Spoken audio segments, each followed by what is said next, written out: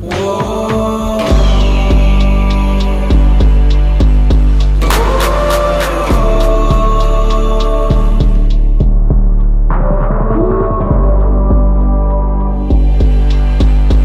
up, guys? It's Johnny Candido of Candido Training HQ, and as you can tell there, that answered the question in the title, which how weak is my squat? Very weak.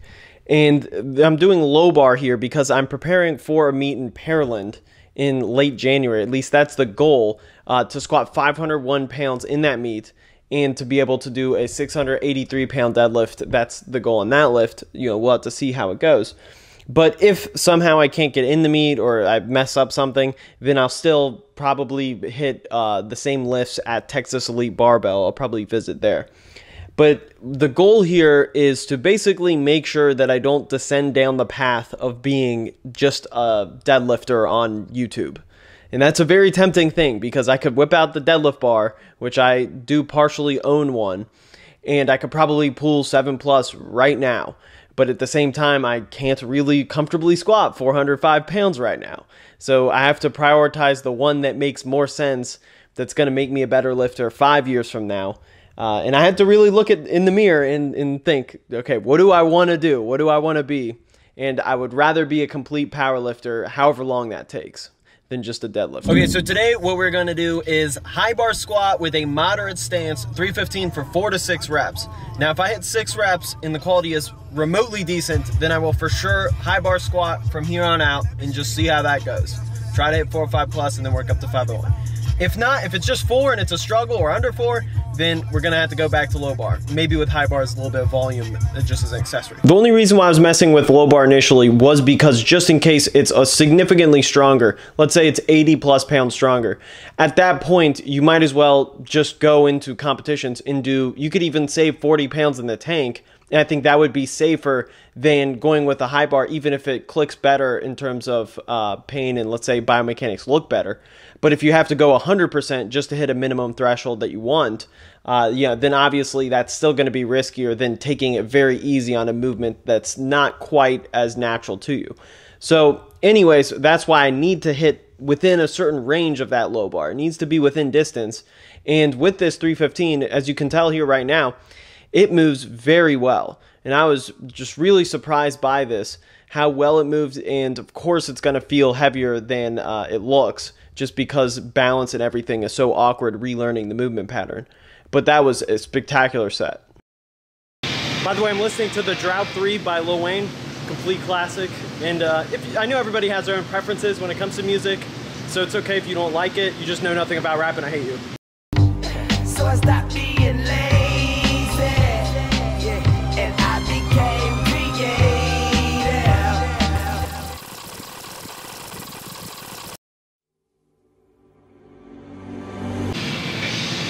Yeah, that one was way too quad dominant. You saw, I struggled with depth, and funny enough, the last one I had the best depth. I sat back slightly more, and it went way better.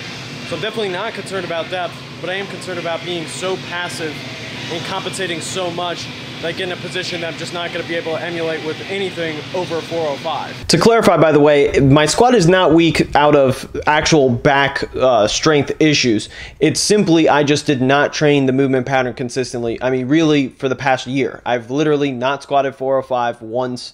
You know, I just dropped it and rebuilt to focus on the pain first. So looking back, part of me kind of regrets that just because now I have so much work to do.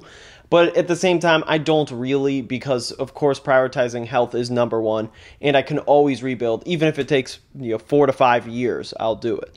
But anyway, so you see I'm using 295 here, and that's something that I actually learned from myself, funny enough, is sometimes when I have to articulate my thoughts for a video like that back pain one and talk about, for example, the top set and then the big discrepancy between that and the workout and the back off sets for volume.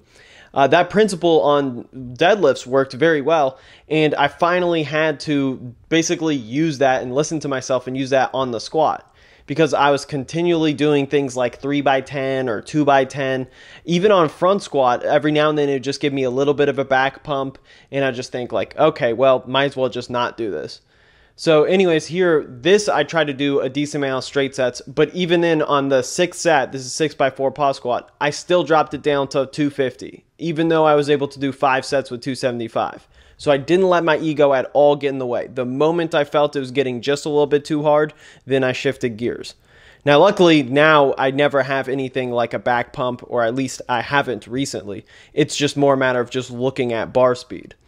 So here with 315, you saw the first rep on these beltless pause squats was actually slower than the rest because I was getting a little bit too upright. So again, that's my main issue, is sometimes compensating for that back issue really out of fear more than anything. And what's funny is, check this out, on the 4th rep of this, so this was 3x4 pause squat, on the 4th rep of the 2nd set, I literally felt like I nearly was going to miss it. I had to think if I was going to dump it or not. But then I came back on the next set and it was just very easy. So I'd say this was actually easier than the first set. So again, a lot of this is just about overcoming mental hurdles. And I know that some people are in a similar situation to what I'm in. So that's why I want to make sure to show this video. And even when I did 275 for the 6x4, I showed 275 for 1 as a warm-up. I was planning on doing 4 then, but it felt so heavy, I felt like I didn't know if I was going to be able to do the whole workout, and then I was fine. Alright, so this is the 2nd week. That 315 for 6 was the first week. That established that I'm going to stick with high bar. Now this is the 2nd week, and 315 for 10 at least is the goal. So if I hit this for 10, then I'll be pretty confident that I'll be able to then roll into 405 not too long from now. Now, if I don't hit this for 10, then I'm probably going to have to restructure how I'm doing this in terms of less short cycles, probably extend the cycles more to 4 to 5 weeks rather than doing something like 3-week cycles. So let's see how this goes.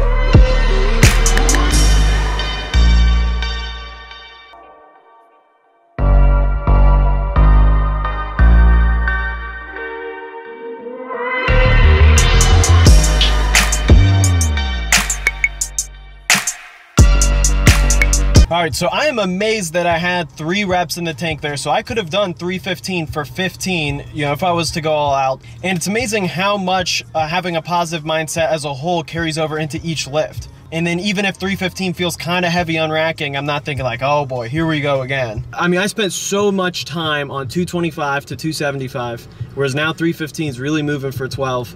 And I think 501 might be realistic for this meet in Pearland. But, you know, I don't want to speak too soon. We'll see. High bar is clicking now. And, you know, we'll just have to find out here in these next few weeks. So that's it, guys. Make sure to like the video, support the channel. Subscribe if you haven't already. And thanks for watching, guys. Peace. Man, fuck a shooting star. Biggie died, they shot a star. Who you know in West LA? Bring that ruckus to MA. Jeez.